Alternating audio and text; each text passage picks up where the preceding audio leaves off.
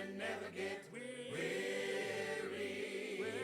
I'm gonna sing and never get weary one of these days. Hallelujah. I'm gonna sing and never get weary.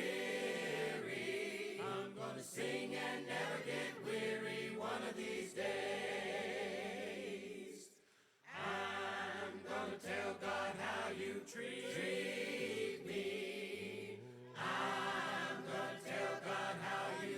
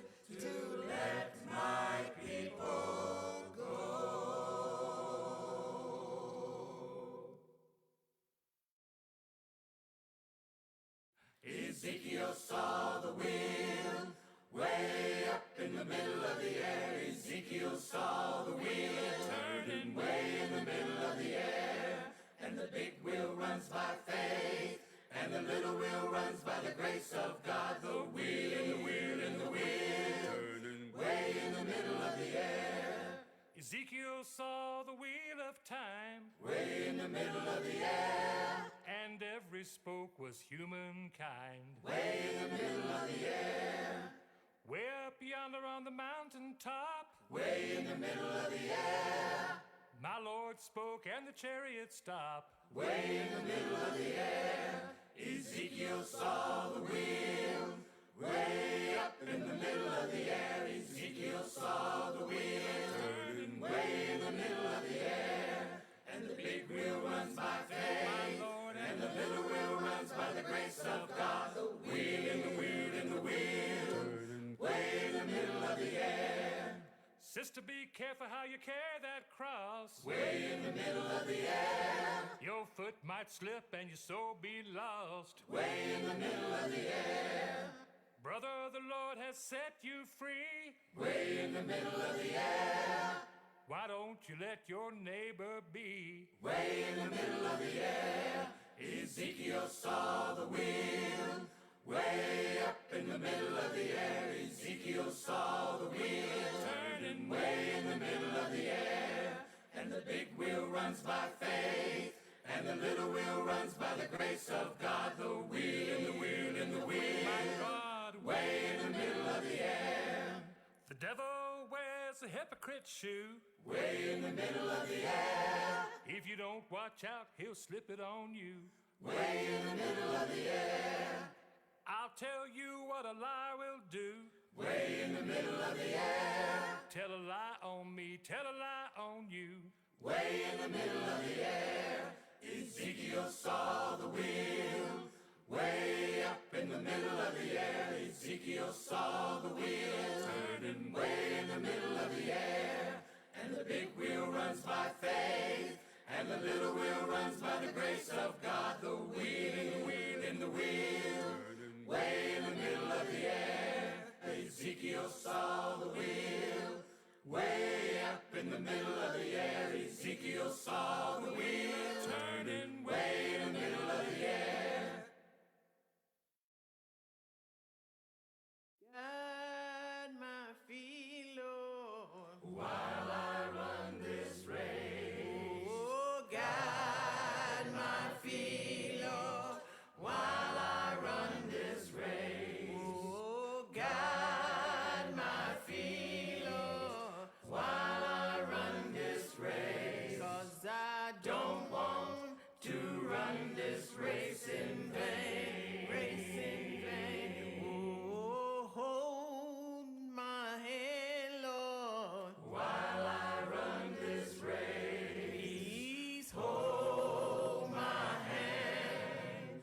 while I run this race, Oh, hold my hand, Lord, while I run this race, 'cause I don't want to run this race in vain. race in vain. Please search my heart, Lord, While I run this race, please search my heart.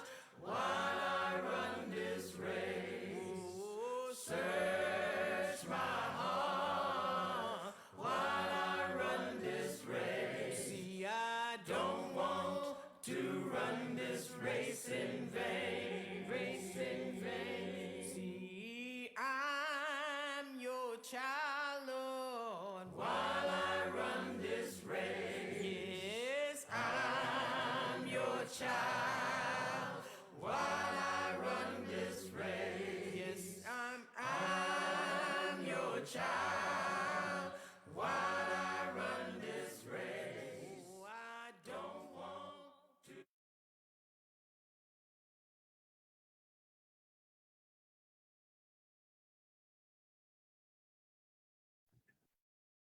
Good evening and welcome to our call meeting of the Presbytery of New Hope. We're glad to have you with us, whether you're at your home or your workplace or watching us on Facebook.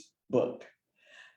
I understand that we do have a quorum so that we can proceed to the business. But before we do that, let us bow for an opening prayer. Creator God, merciful one, we first thank you for our lives and all the blessings that are in it. We ask now not only for your presence, but also for your guidance as we undertake the task before us today. Guide our thoughts, Lord, and our actions, and help us to be clear about where we are.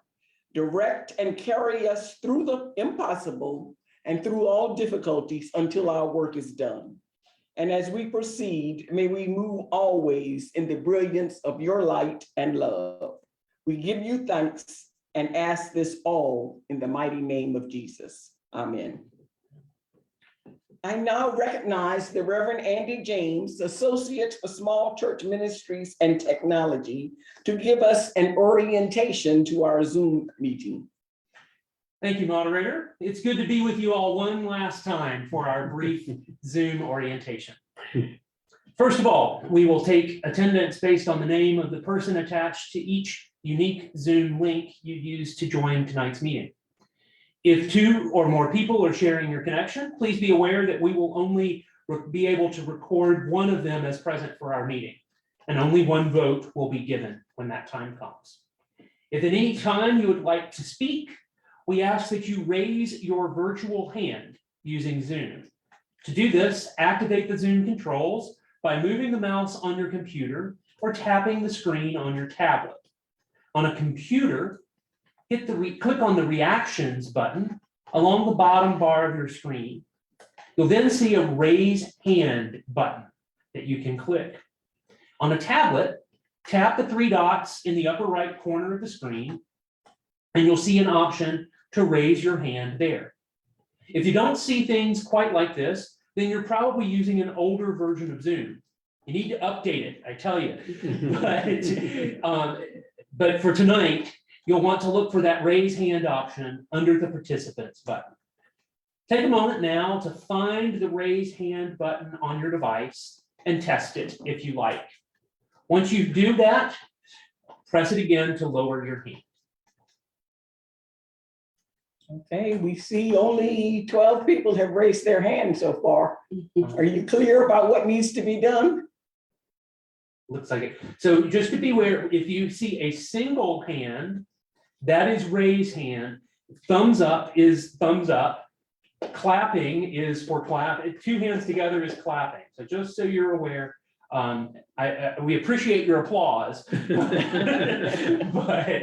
want to be sure that that's what's going on. So thank you for this. It looks like everybody is working. I'm going to clear all of your feedback. So, and we will get that sorted through. Let me get back to my notes here. As we go through the meeting, you'll want to use that raise hand function to seek recognition by the moderator and to indicate any objection when we come to a vote that we're taking by unanimous consent. Because there are over 150 people registered for tonight's meeting, we've set up our meeting so that everyone is already muted. And you cannot unmute yourself. When the moderator recognizes you, one of our Zoom experts will need to unmute you before you are able to speak. Once the moderator calls on you, you'll see a prompt like you see on your screen now on the left. The host would like you to unmute. And then you can click unmute so that you are able to speak. To simplify the process for today's meeting, we've asked several of the leaders gathered here at the Presbytery office to make the routine and regular motions related to materials in the Commissioner Handbook on behalf of the rest of the Presbytery, so we do not have to recognize someone. If you have another motion to make at any time, you may always raise your virtual hand and seek recognition from the moderator. We'll use 2 different approaches for our voting today. First, for routine motions like approving the docket and corresponding members, as we'll come to in a moment, we'll use the process of unanimous consent. For this, the moderator will remind you of the motion and then ask if there are any objections. If you wish to object to the motion, you should then raise your virtual hand. Again, if you wish to object to the motion, raise your virtual hand. If there is an objection, or for other main motions, we'll use Zoom's polling feature. When we come to the time to vote on a motion, the moderator will restate it, and then a small window will appear on your screen so that you can vote. Since each commissioner has a separate Zoom connection, we will accept only one vote per connection. If you're a corresponding member, one of our folks who has voice but not vote in this meeting, you will still see a voting window, but you should select the option for I am not a voting member. If you're a voting member and you wish to abstain, you can just leave the poll blank. Because of Robert's rules, there is not a separate abstain option. If you have any problems with Zoom during today's meeting, our team of Zoom experts is ready to assist you. You can reach us via email at zoom@nhpresbytery.org or by phone at 919-348-2803. They will also be monitoring the chat in the meeting. I see a couple of questions in the chat. What icon, the one will try to answer right now. What icon do I use if I do not have the raised hand?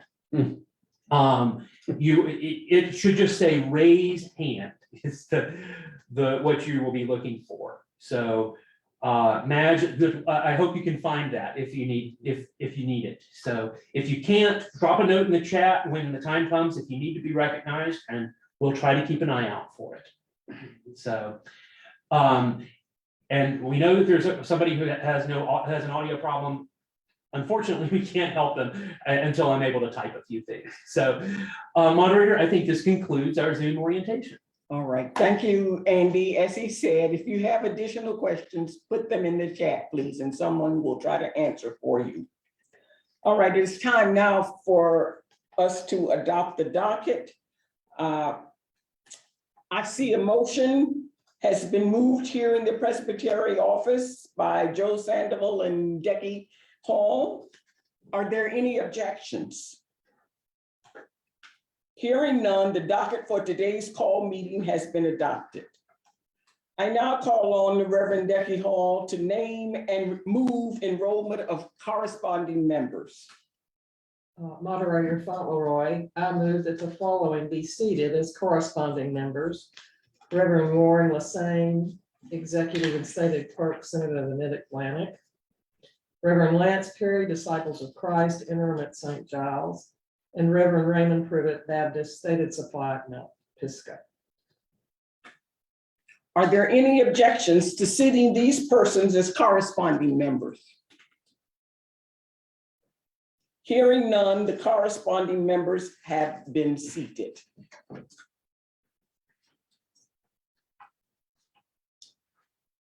I now recognize the Reverend Joe Sandoval, Chair of the coordinating body, to give that group's report and to lead us into the heart of our gathering this evening. Thank you, Madam Moderator.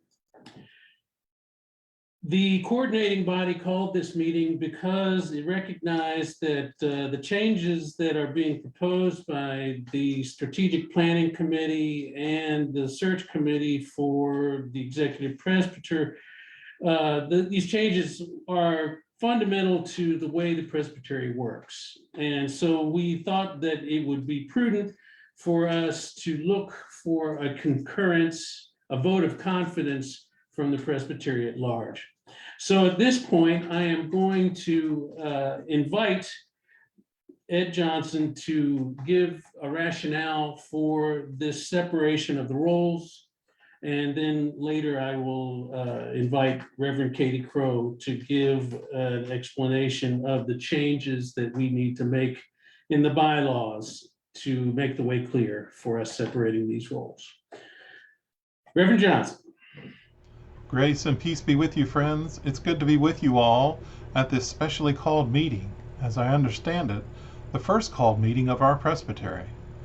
My name is Ed Johnson, pastor at White Memorial Presbyterian Church in Willow Spring, and chair of the Strategic Planning Committee, which is a subcommittee responding to the coordinating body. Good evening, Madam Moderator and Mr. Chair and friends of the Presbytery, and thank you for the opportunity to be with you all. Through the collaborative support and approval of the Personnel Committee, the Finance and Property Committee, the Strategic Planning Committee, the Search Committee, as well as the coordinating body and Presbytery staff, I am bringing forward to you this evening the request to separate the one position of Executive Presbyter and Stated Clerk into two positions, and to provide the reasoning regarding this separation. The reasoning for this separation is to support the workload capacity of the Executive Presbyter and to support the duties and responsibilities of the Stated Clerk and the requirements of this position as separate entities. With the advice from Ted before he retired, he stated adamantly that maintaining these two jobs within one position was very difficult and cumbersome to carry out. He, along with the coordinating body, encouraged our Strategic Planning Committee to investigate other presbytery staffing models and to seek recommendations and opinions from other presbyteries, which has been accomplished.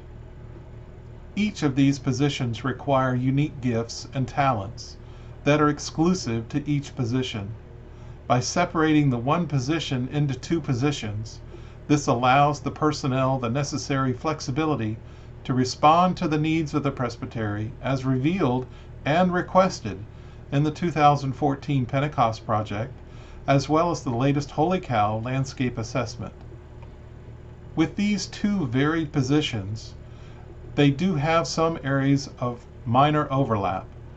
The requirements of each position are very diverse in their administration. The Stated Clerk needing to be obviously subscriptive to our polity and the execution necessary for our presbytery to carry forward, and the Executive Presbyter needing to be the pastor's pastor, as well as the chief executive in relationship to the presbytery as a whole. As this has been approved through the coordinating body, the body authorized to make this change, it is important to note, however, that the presbytery has the power to revoke this decision and can do that at any time.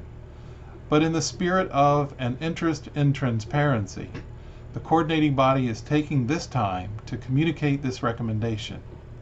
So, as chair of the Strategic Planning Committee, I make a motion to concur with the coordinating body in the separation of these two positions. This is purely for the purpose of establishing a vote of confidence from the presbytery in that the effort of making the separation real, the decision will be blessed by the presbytery as the five-body effort continues to move forward. Thank you again to the planning team, the coordinating body, the various committees and commissions, and most especially the staff for their continued support and spirit of openness towards this process. Grace and peace be with you all, friends. Now, I'd like to introduce you Reverend Katie Crow to speak on the changes to the bylaws. Here we go. Hey, everyone. Thanks so much for taking the time to be present. Just a significant enough shift that we felt like it merited some time together, and really so grateful for the gift of you.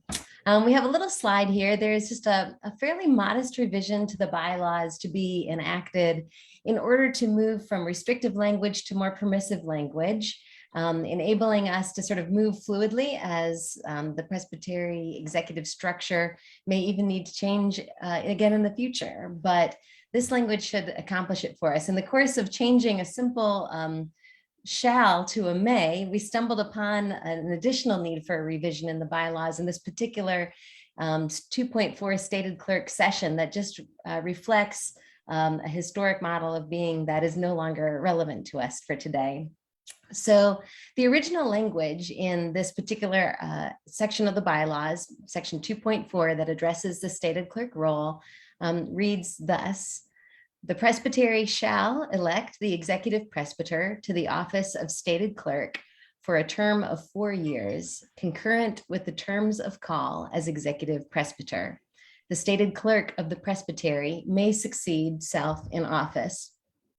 So the more pervasive language that the body was exploring initially is just the presbytery may elect the executive presbyter to the office of stated clerk for a term of 4 years, but then lo and behold, the executive presbyter is not elected with a 4-year term.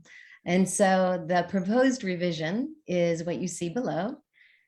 The presbytery shall elect a stated clerk for a term of 4 years. Totally separate clause, the presbytery may choose to elect the executive presbyter to the office of stated clerk. Again, just more permissive language. The stated clerk of the presbytery may succeed self in office.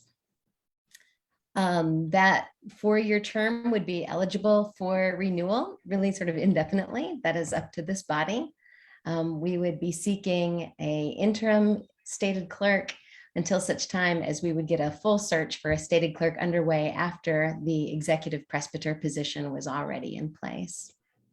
And so the motion to make this proposed revision to the bylaws comes from the coordinating body, and I'd be delighted to answer any questions.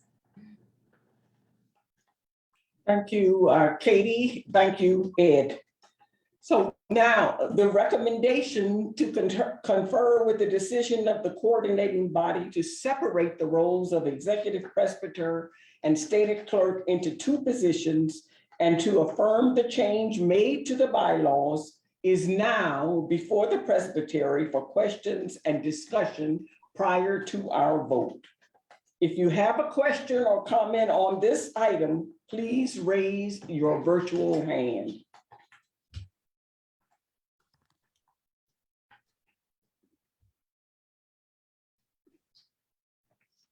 We have a question from Jean Carter.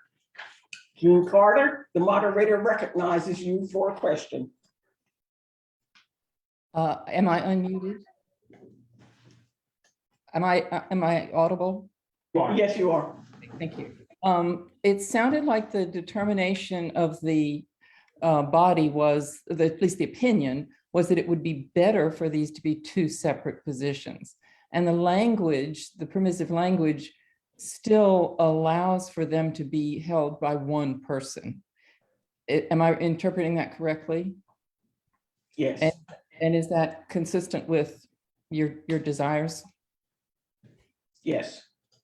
Question. Yeah, this would enable us to navigate the dual position, moving in that direction, and then would also create space for combining that position if that were ever the will of the body in the future.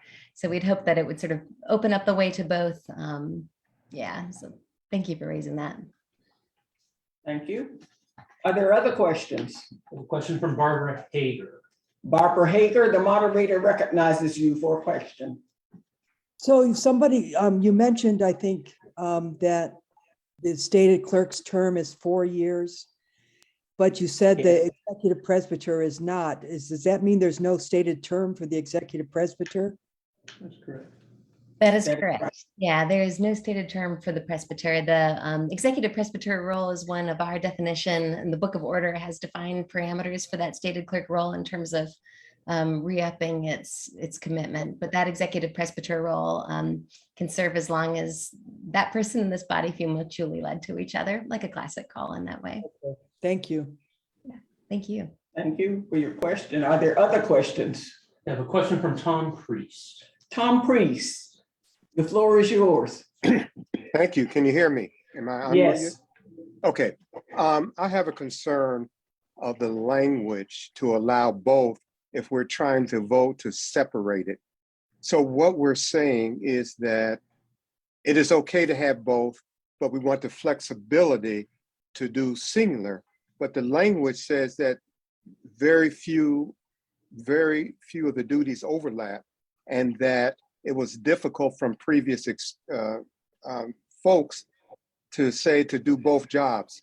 So why would we want to consider in the future doing both jobs when the rationale says that was very difficult to do? So I'm a little concerned about that language to vote on this motion. I think the wishes of the coordinating body are clear in that we would want to have separate positions. But I think we also wanted to give ourselves, correct me, Katie and Ed, if I'm wrong, give ourselves the opportunity, the chance, if you know, we could not find someone or we could not pay someone, you know, for whatever thing might come up. we have a fallback in that we would continue to do what we've been doing for the last several years, is, uniting those jobs in one. And I think that's the reason for the language. Yeah, that summarizes it nicely, but you're exactly right, Thomas. Like there is the feedback that has been gathered from presbyteries that have made this move, and there is very much a move for presbyteries to make this move, has been really unequivocal. And the value of the separation of the roles, the internal tensions that a person that embodies both roles has to live with, that precipitates some challenges. And so your read is right in that we don't want to go back. We want to stay in this. But to Millicent's point, it really is just provides a period of openness. It provides some openness, not knowing what the future would hold. I could also envision a scenario where for a short term, it might be beneficial for that executive presbyter to serve in that stated clerk role. If there was a transition in that role for some reason, it does allow that person to step into that need be. But you're spot on with the value of the body for sure, in terms of the direction we want to pursue. Okay. Yeah, Natarlin, I've messed up her name before. Let us know how to say your name, Please. Natarlin. Thank you, Andy. I'm Natarlin Best, elder with Faith Presbyterian in Goldsboro. What bearing does this have on the current position where the person holds both positions? Good question. Ed, would you take that one? Would you repeat the question again, please, Ms. Best? What bearing does this have on the current person who's holding both positions if we were hypothetically to approve the separation of the positions? What bearing does this have on the talent? On the current position, Ms. Hawkins, who is executive presbyter. Ed, if you mind, I understand the question. Ed, I'll go ahead and take it. What it does is it reduces the workload of Vanessa, and at this point, she would serve as the executive presbyter until the search committee found what we hope would be an installed executive presbyter. So she will continue as the executive presbyter, and we hope soon to elect an interim stated clerk. And to tell you the truth, this will be a relief for Vanessa because she has a lot of stuff going on. All right, does that answer the question for you? Yes, thank you. All right, thank you. Are there other questions? Yes, moderator, we have a question from Bill Raudenbush. Bill Raudenbush, your question, please. I also wonder about the wording of this resolution, why we wouldn't have it one way or the other. And if we find it doesn't work, then make a change again.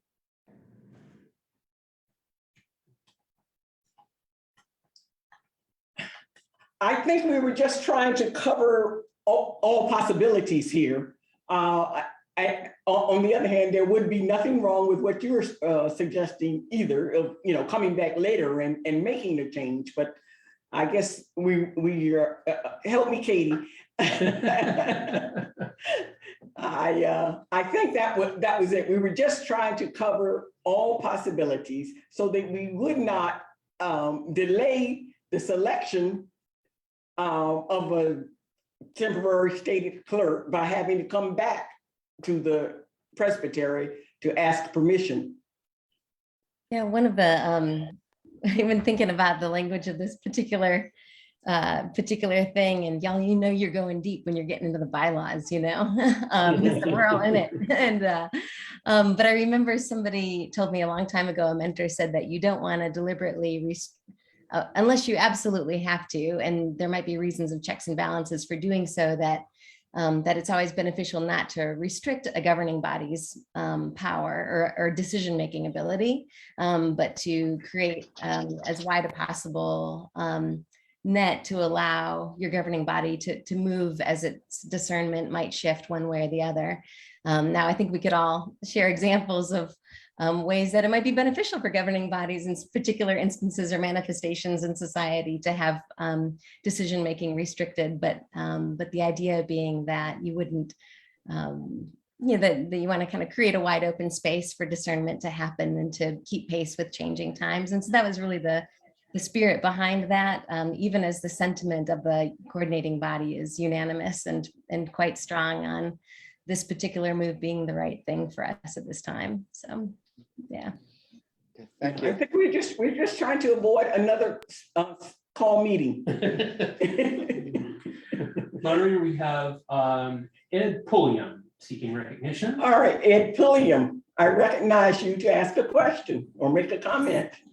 Hey, good evening, folks. It's nice to be here with you. Hey, Andy, and hey, Katie. Nice to see both of you again.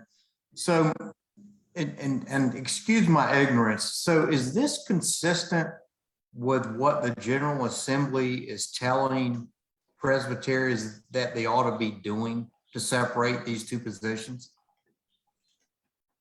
Well, I think that has always been the intent for the positions to be separate, but we have found on the ground that, it did not work for whatever reason. And the reasons differ from presbytery to presbytery, but yes, the General Assembly endorses two positions, two people.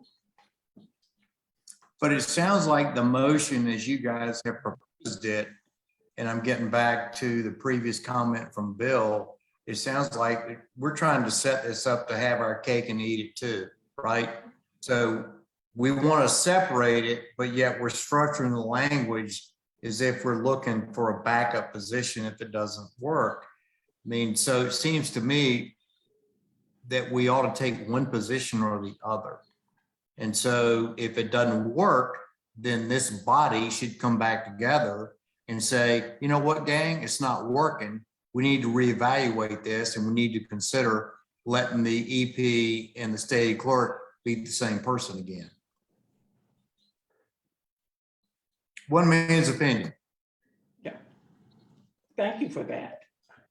Moderator, we have three more people seeking recognition, one of whom has spoken before. Would you like to, we have Thomas Priest, Rob Jackson, and John Robinson seeking recognition. Let us recognize those three. We'll make Thomas Priest. We just had another person raise their hand. I was just about to say we were going to cut off the questioning. Let's recognize someone who's not spoken. Yeah, right. That's what I'm saying. That if there is time, then we'll come back to Thomas Priest. Thank you. Rob Jackson. Yeah, Rob Jackson, your question, please. Hi, thank you, and I'll keep it quick. Just because there's been some other comments on the other side of this debate, I'd like to speak in favor of the motion. I think that presbyteries do themselves a favor when presbyteries are equipped to be nimble. And what I heard from the proposal was a desire to move in a direction, but also keep nimble options open. I actually don't see a downside to having permissive language. What we're doing is we're equipping the people who are doing the work on the ground to do the work without having to come back to us with called meetings like the one tonight. I'm grateful for this called meeting, but we don't want to make it a habit, right? And so I am grateful for their work and want to speak in support of the proposed revision and its permissive language. Thank you. And the next questioner. John Robinson. John Robinson, the moderator recognizes you for a question or a comment. This is more of a comment than it is a question. As a career-long parliamentarian, we're getting things confused here because the principle that we're voting on right now is that you want to amend your bylaws as few times as possible. And so that the language here is simply eliminating the need to revisit the bylaws under changed circumstances in the future. You're still going to have to vote at a future time if you decide to combine these two positions. The Presbytery still is going to have to act on that. That's not something the coordinating body can change or that someone else can change. It'll have to come back to the body. The difference is you won't have to have two votes, one to change the bylaws like we're doing tonight, and a second vote later to change the structure of the Presbytery. So this is an issue about not wanting to revisit the bylaws at a future date. That's all it is. Thank you. And Rebecca Burmester is next. Rebecca Burmester. Hold on a moment, Rebecca. Gonna click a couple buttons here, and there you are. All right, Rebecca, the moderator recognizes you. Thank you, Madam Moderator. Just a comment in support of this motion. I think the key word is nimbleness. I think that the idea of not having to have two meetings, God may very well send us somebody that wants to beautifully fill both roles, but he may not. And I think the idea that we have the option is important. That's all. Thank you. All right, thank you. Is there anyone to speak against this motion? Wanting to speak against this motion? We do have Tom Priest still with his hand up. Okay, yeah. I just wanted to say, I'm not sure where Tom is going, but all right, Tom, we'll recognize you and I'll ask the question once more. Thank you. Good, thank you. I'm not speaking for or against the motion at this time. What I'm concerned about is, and presented to the body, the integrity of the motion to justify that the overlapping roles is a problem, and yet we're going to keep it to be nimble for the future. So my recommendations for the coordinating cabinet to consider revising, taking out those inferences that justifies the motion that uses the overlap as a problem. Okay.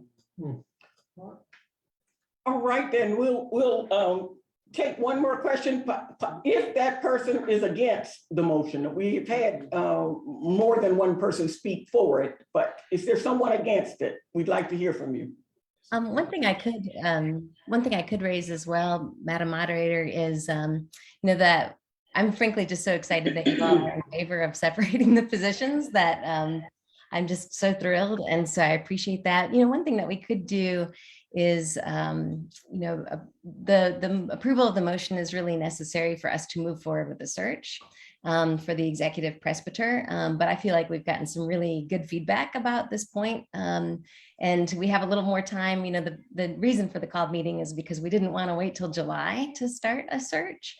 But it does sound like the coordinating body could receive this feedback and then digest it at our next meeting and talk about, are there additional things that we might put forward that could be put forward at a July meeting. We certainly wouldn't need a called Presbytery meeting for that, but you guys have given us some wonderful feedback to continue to metabolize, and that's something that would have the opportunity to be to be fielded in July if we felt like there were some additional revisions that could be made to further distill that clarification. Really, the desire for the called meeting is that so we wouldn't have to wait until July to move forward with the search, but we do need this body's blessing to separate the positions, and we seek the body's blessing to separate the positions so we could move forward. So just a note that we could take this back and continue to think on it too as a coordinating body, but would seek the approval for moving forward tonight. We have two people with hands raised, Ed McLeod and Mary Todd. All right, we will take those two and then we will call for the vote on the motion. Well, because I don't see a downside to the language, I was prepared to move the previous motion. I hate not to hear what Mary has to say, but I think we're. She's giving thumbs up, and I can see. I move but we can. So. I move the previous motion. All right then, thank you. And Mary is not asking the question. Is that right? All right. I think she's seconding. I think that's her. Okay, let us go on then. Are you ready to vote? Yes, so then please vote in the poll now on the motion to concur with the decision of the coordinating body to separate the roles of executive presbyter and stated clerk into two positions and to affirm the change made to the bylaws.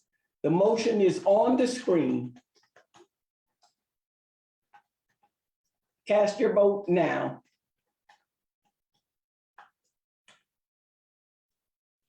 We have a majority. Moderator, there are several folks with hands raised. If your hand is raised, is that a problem with voting or are you trying to vote? I can't, okay, Diane, we're waiting on folks to clear this out. Diane, are you having trouble voting? I'm gonna unmute you. I'm sorry, I did not get the button. I couldn't find the button, so. Okay, unfortunately, I can't resend it to you, so without closing it for everyone. So I'm actually hearing of another report of that. I'm going to end the poll and we will relaunch it. All right. Okay. Let's see if I can do this here. Relaunch the poll. Okay, so unfortunately, everyone is going to need to revote. We're going to hope that it works this time. Relaunching now. Yes. In order to include all, we are relaunching and you must cast your vote again, even if you've done so. Please cast it up for a second time. Diane, did you get it this time? Yes. Thank you. Good.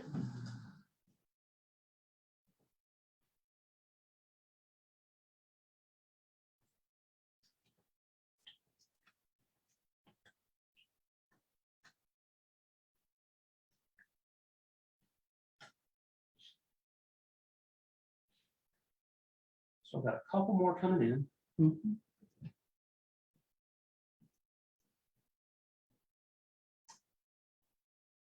I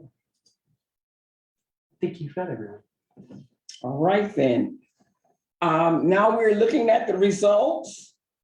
The motion carries 136, no, 129 to 3. 129 to 3. The motion carries. Thank you so much for your vote and your participation. At this time, the Personnel Committee does not have a nominee to present, so we are now ready to close this meeting. I would ask for, let's see, this concludes the business of the Presbytery of New Hope's call meeting. Rules of a call meeting do not allow for consideration of any other business. I will call on Joe Sandoval for a word from the coordinating body. Thank you, Madam Moderator. I'm going to ask Andy to play a video that has been compiled.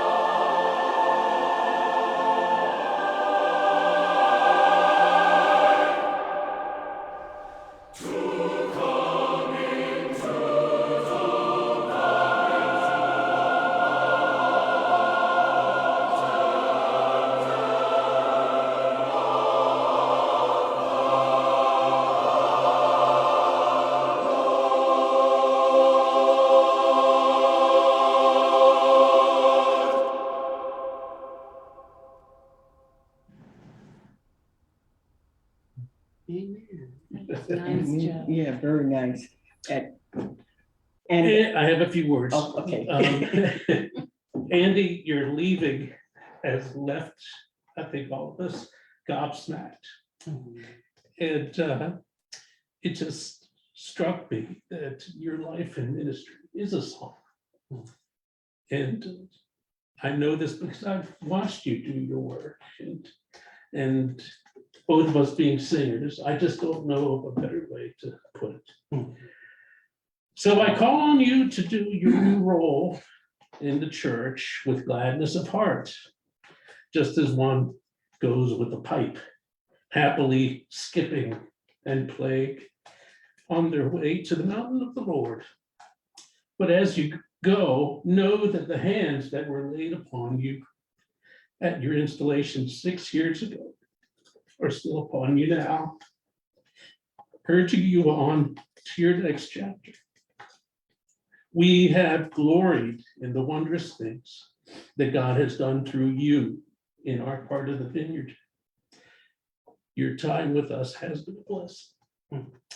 Now, go bless our brothers and sisters in this land as you have blessed us so much. Now, because I have just been to Healthy Boundaries training, I'm going to ask you a question. Uh-oh. Can I give you a hug? Yes. Thank you, Joe. Well, moderator, if I may just have certainly a moment.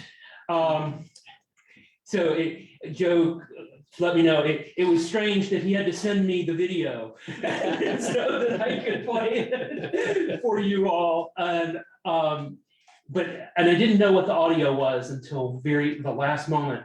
And that's actually one of my very favorite pieces. Oh, that's great. So thank you for that. But thank you all for 5.5 wonderful, wonderful years of ministry. It has been such a gift to be among you in New Hope. I cannot say enough about the really incredible gifts of ministry that are present in this presbytery.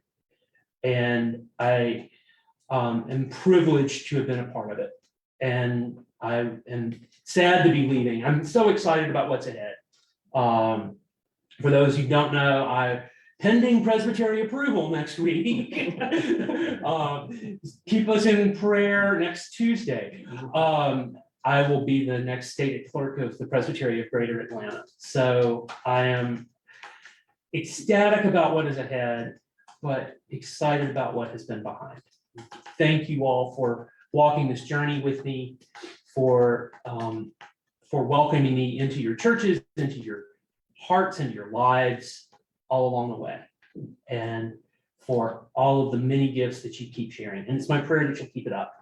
And I hope to see many of you on Saturday at our celebration. Come and let's have raise a glass of some sort to many years spent well together, and the years that are ahead for all of us. So thank you, Joe. Thank you, moderator. Thank you, Vanessa and Decky, and all the folks on the screen. It can scroll through you all, and it is just a gift to have been a part of this incredible place.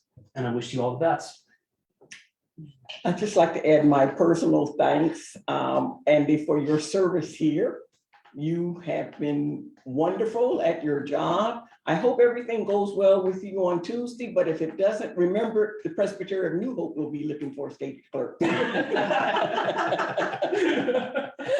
I would also like to add a word of gratitude to all members of the coordinating body who helped with Joe and Ed and Katie in particular. And also thank you to the Presbytery staff who helped bring this first call meeting to a successful conclusion. I will now call on the Reverend Ben Kane to pray us out of here. His closing prayer you may consider to be the adjournment, the call for adjournment. Thank you. Thank you. And thank you to Andy. And a plug, since I am, along with Elizabeth Whitmer, one of the hosts for Saturday, to come to Tarboro, also known as the Crossroads of Western Civilization, to enjoy the opportunity to say goodbye to Andy, but also to enjoy fellowship. So I invite you to come out between 1 and 3 this Saturday. So let us go to the Lord in prayer. Good and gracious and holy God, we give you thanks for a day that you have made. We give you thanks for a day that you have given us as a gift, but was never a promise. We give you thanks for the gifts of technology that have become all too real for us. And in times like these are a blessing that we might meet on a Tuesday evening to consider the business that you've called us to consider at this time of transition.